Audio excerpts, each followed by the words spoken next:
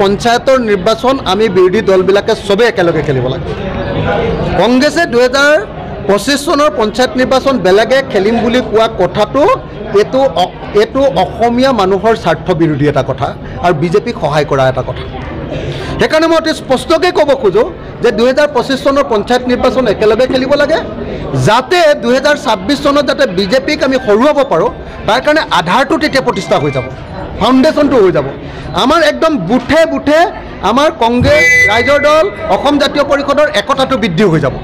সেইকাৰণে পঞ্চায়ত নিৰ্বাচনত আমি সকলো দল ঐক্যবদ্ধ হৈ, বিৰোধী দল ঐক্যবদ্ধ হৈ খেলাটো দৰকাৰ।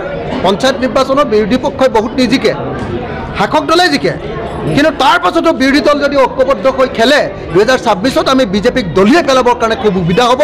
সেইকাৰণে মই কংগ্ৰেছক আকৌ এবাৰ আহ্বান জনাইছোঁ যে আমি একলগ হ'ব লাগে, কংগ্ৰেছে অহংকাৰ ত্যাগ কৰিব লাগে, একলগ হৈ পঞ্চায়ত নিৰ্বাচনত আমি এবাৰ বিজেপিক পৰাভূত কৰিবৰ কাৰণে চেষ্টা কৰিব লাগে।